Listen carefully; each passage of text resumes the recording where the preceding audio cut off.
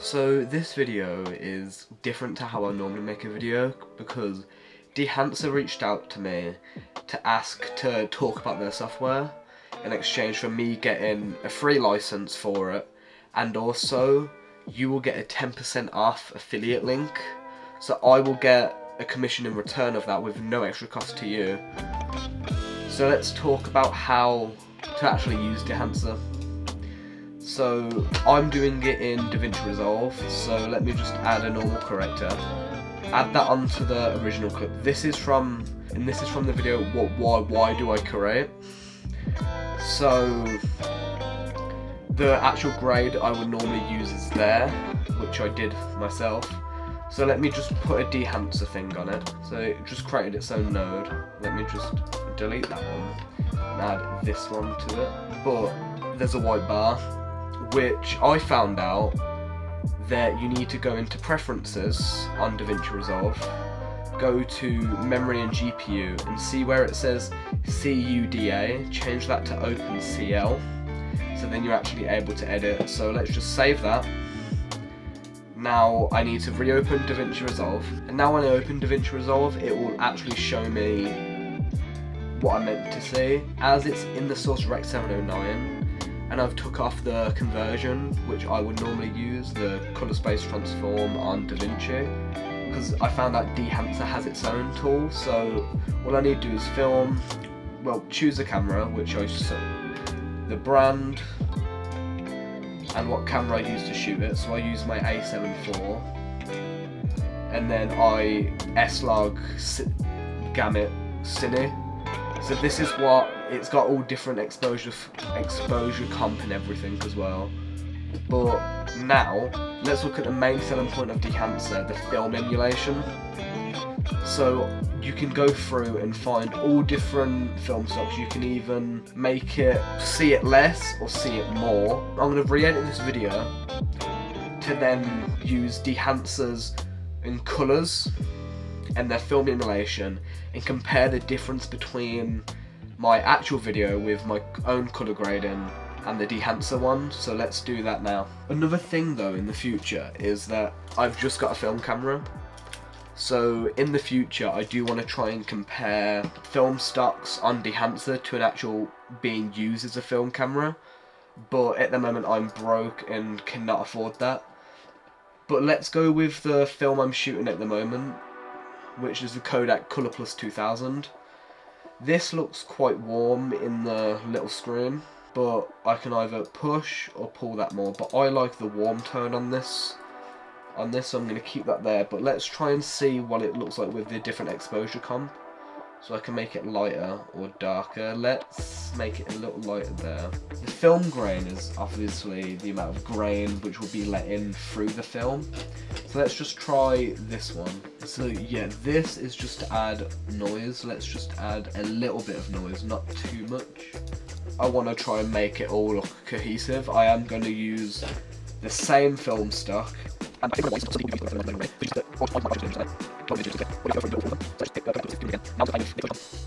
So the only thing with this so far I found, it looks like there is quite a lot of grain in the image now. And when you do look at film as well though, it is quite grainy anyway, so I feel like it is just because of the film emulation. It's not Dehancer downscaling anything, it is the film emulation on Dehancer.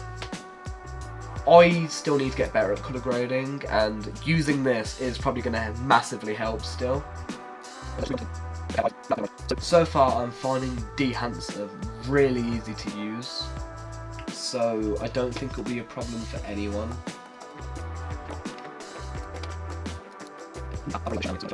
I find it a bit weird colour grading on a video, as I just normally do this sometimes with music and stuff playing in the background. When I've started practicing colour grading more, it says find the hero shot in the clip, which the hero shot would be the best looking part in the actual clip, so then you can help manipulate the colours, Normally, if you're doing someone's face, you want to make sure you find a hero clip which then shows the skin tones and stuff a lot better. I'm trying to edit this without any perspective on what it originally looked like, and this is one of my favourite videos I've actually done as well. It is a bit weird trying to manipulate it all while it being my favourite video. Obviously there are things that will always need changing with any video, but I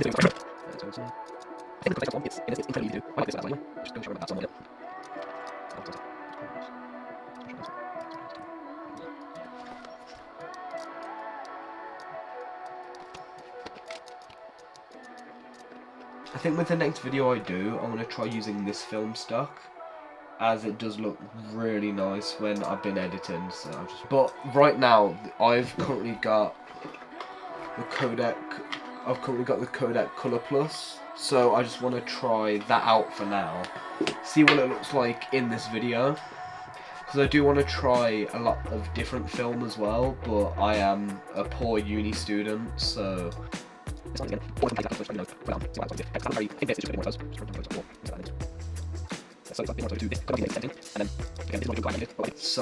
it's just a matter of sometimes when it is almost the same clip, to go back to the original, copy the grade you did there, then paste that in to the new clip you're editing, to see if them just play with it a bit more. So now I've just threw Dehancer on. I'm going to watch the video over, then see if there's any changes I need to make them changes.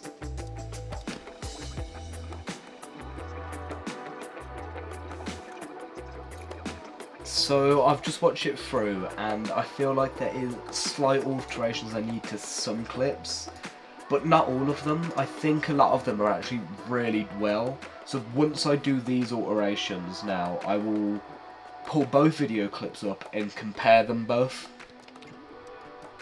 I made the alterations I want to make now. Let me just try and find the right export settings I used. I always ask myself, why do I create? And the answer's simple, because I like doing it. Things like a normal day can be made interesting, teach people more about my interests, film interesting things, travel, and tell stories. There's all sorts you can create, it's just how you tell the story, and there are limitless ways to do so. I normally just do talking head and show shots over it, but you can create sequences to go along with a voiceover like this video, or tell it through sound design and music. Creating can also help create memories for you to look back on and remind yourself on where you were at the time. I do this to show myself how I've progressed, and this channel is a reflection of that, to help me look back at my progression. Sometimes I'll sit down and dedicate time just to think and write ideas, and then sometimes I'll also scroll on YouTube looking at different videos, like how I got inspired by 2 videos by Gezen, why I like making videos, and lo-fi vlog because I ran out of ideas. When I watched these videos I found them inspiring and wanted to make something like it. I make videos I want to watch as they're more fulfilling for me to make, and most of the popular content on YouTube is just to drive clicks most of the time. People only go watch it for the cool car or expensive house the person owns, not really for the person. Ideas can come naturally, just feel inspired and make things you want to make. Some things that may limit you are thinking that your idea is stupid or not having the equipment you need. You'll sometimes think your idea is stupid and not want to do it, but sometimes even if that is the case, it may make a really good story or a cool shot that can elevate whatever you're making. You always hear that equipment isn't important, and that's true to some extent, but when you're first starting out, the best equipment you can use is the equipment you already have, and then upgrade it when you need to. I used to record every video on a Canon 1300D and my phone for some shots. When you make with the things you already have, you can improve it and make it even better. Never expect to be the best, especially when you're starting. Filmmaking is something that requires you to keep learning more and practicing your skills. Some things will work and some things won't, but it's a matter of testing the things you want to try and find out if they'll work or not, as sometimes the way you normally film or make something may not work for the thing you're making this time. Planning can be really important, as you can get a clear understanding of what you want to film. Even with planning, you could be filming something and think of a cool shot, but the plan will help you have a clear understanding of what you want to film. For this video I wrote a script, shot list and storyboard, and took a lot of time making sure I got what I wanted so I can tell the story I want to tell. You don't need to plan as much as me, or really at all, but it's good to have what you want your story to be and have ways and ideas on how to make it. Overall, creation should be fun.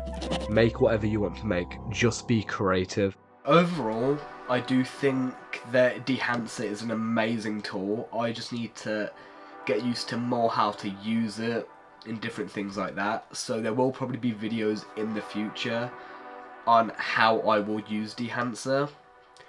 But another part of the product they gave to me is one for Photoshop and Lightroom Classic. So I'm going to open up Lightroom Classic now and show you what it's like to edit with Dehancer on Lightroom as well. Okay, so I'm now in Lightroom Classic, and this is a photo I took a couple days ago. So let's just right click on, and let's just go with this one because it is the same, but I have played around with this one on Dehancer ever so slightly, so I don't know what's happened with it. So right now I will just right click and edit in Dehancer Lightroom.exe. Edit copy with Lightroom adjustments, which I haven't made any at all, and then just give it a second and this will pop up, which this is Dehancer. This has got some of the raw elements in it, but then also it's also currently selected for Colour Plus, so let's just, the Aero Colour again. I might look into getting that film. But let's go with Kodak Colour Plus 200 again, like I did with the video I made. And now let's just try playing with the exposure slightly. So this doesn't feel as smooth as the one in Resolve did, but that could just be my laptop just being my laptop. I just like, when I edit, I just genuinely play around anyway. Let's try, because these apparently are different print styles in different colour. So let's just have a look what these would look like.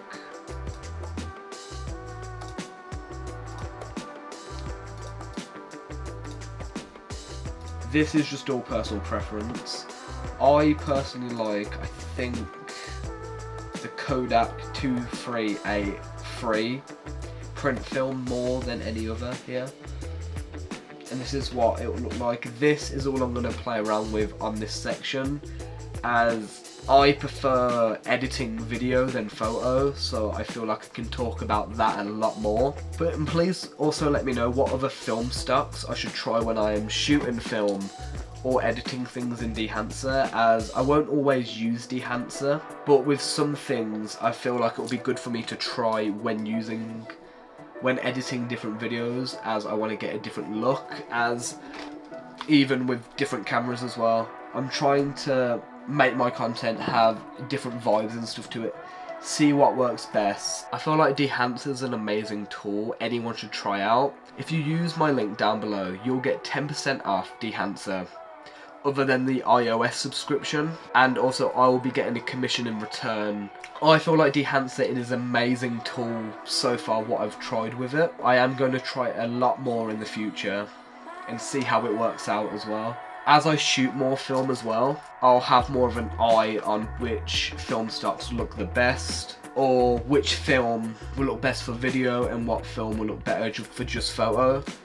And also in the future, I do want to try comparing Dehancer to actual film shots. One thing I don't really like about Dehancer, which is that it has a subscription model for ISO, but it doesn't have anything for Android, which I would use when editing photos as well, as most of the time I do use my tablet to edit photos, as I just find it a bit easier when I'm on the go to carry that around, and I can use the pencil.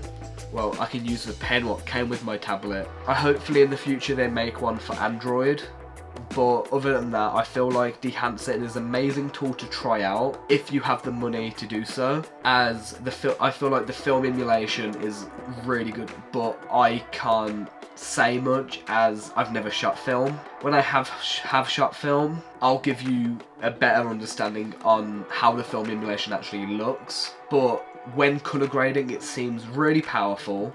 Thank you for watching. Please don't forget to like and subscribe and try out Dehancer yourself if you have the money. And make sure you use the affiliate link down below and use code Gezen at checkout for the 10% off.